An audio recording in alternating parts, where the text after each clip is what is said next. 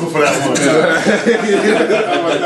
So now that we on the point with that, Lord Nikon was rolling. Yeah, Lord Nikon. You know Lord Nikon was up. Yeah, no doubt, no doubt. Anyway, so we gonna shit and took everything on the side. My bad. what happened? Oh, see, it's all good. Transmission, he's good too. My great flashing. Lord Nikon wasn't running. Damn, Jay. No J vocals, no J vocals. Lord Nikon Give G13 one thing to do, son. 30 lashings, you know what I'm saying? And it wasn't the roll of split. Anyway, we gotta start this joint off with, you know what I'm saying, this is my homies from way back, 20 plus years, you know what I'm saying, we go way back. And the one thing we've always had in common was fucking hip hop, you know what I mean? We always fucking vibed on fucking new records. Me and this dude bought CDs for each other, everybody's birthday, whenever it was hot at the time, whatever. And me and this guy goes back to listen to fucking, who knows, shit, I can't remember that. He brought all kind of whatever. So. 5th grade, I was in 6th grade. That's a hot minute. Yeah, so I came to collaborate here, talk about everybody, see what was the first thing that made you think that, you know, I'm going to start peeping the hip hop right here and start listening to be my music or whatever, you know, so that was our conversation. Alright, so I can remember my brother's 6 years older than I am, and you know, he was into the hip hop. I remember hearing Sugar Hill Gang as a kid, whatever.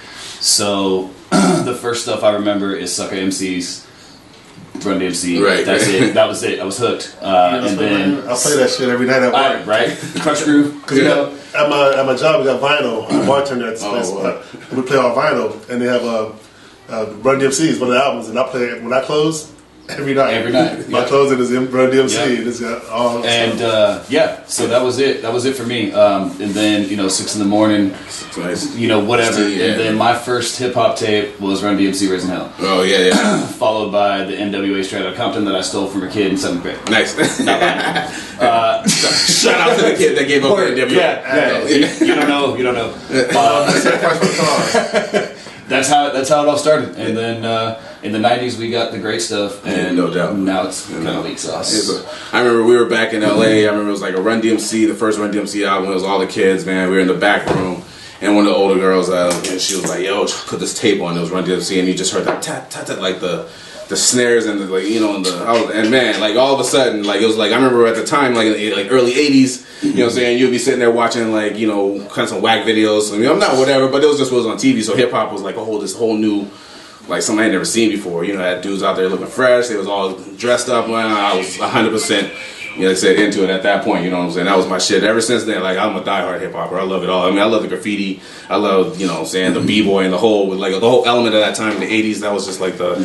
You know, like it was just building. Like every time something would come out, you know, they could just pop off anywhere. You know, you could be anywhere, somebody just break into a little b-boy battle or something, or a rhyme battle, and that was just like the illest to me. I always thought that's what I love the most about the culture. See, I'm from the East Coast, and I'm from the Bronx. Naturally, you know, people automatically. I've been in California most of my life. I ain't gonna lie, but my uncles always kept me, you know, my East Coast, you know, everything from my sports teams to just my style, my dress, hip hop has always been a. Later in life, I got more into the West Coast hip hop. Wasn't really into it that much. I was pretty much almost straight up East Coast. He was actually, man. I remember my uncle, man. He it's one of it's hard time getting Jay play something in the Central. Like, yo, Jay, can we get to the Central? Nope. Honestly, like the only thing that it was like for me, hip hop was like East Coast, Ice Cube, and East Coast. And then the Alcoholics came out, and I was like, oh, is always I love that. Souls of Mischief came out, I was like, oh, right. The Far Side. Far Side. That's how I think, because, like, you know, I'll say, like, other than Ice Cube, never been a fan of NWA. Oh, yeah. Wasn't my thing. I loved it. NWA, we used to sit back, and I remember my aunt tearing the tape out back when we first started doing it. We was listening to it in the back. We snuck in the back real quick, you know, like, yo, it was like, woke up quick, you know, at about noon. We was in the back all huddled up, all the little kids in the back, you know what I'm saying, trying to whatever. And then my aunt came back there, what do you guys listen to? Like, we look back, we like, you know, we like, oh, she just tore it up, man. Hanging out with my uncle at the time, he was my hero, and all he ever played, man. Like, I remember, I think the very first song was like Trans Europe Express. Can't remember who it was by. Yeah. And then like he had like underground tapes. That's what's up. Not even records, tapes, because that's how far back I go. Even CDs.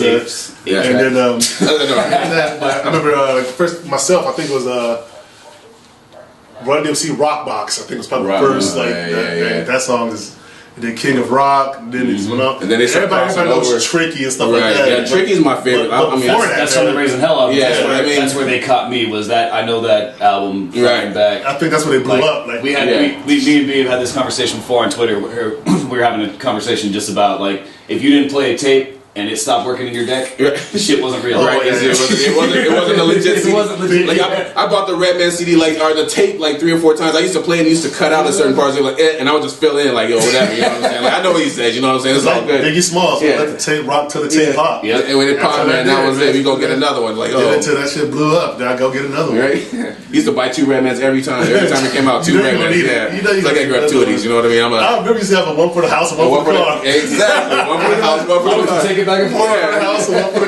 Why do I want to forget it at home? Like, you know what I'm saying? Where you at? Yeah. No shit. Damn, where's my red man? You got 2. Oh, we got to turn around. Right? We got to go back. Knee deep in it too, right? Be like 100 miles out, like, oh.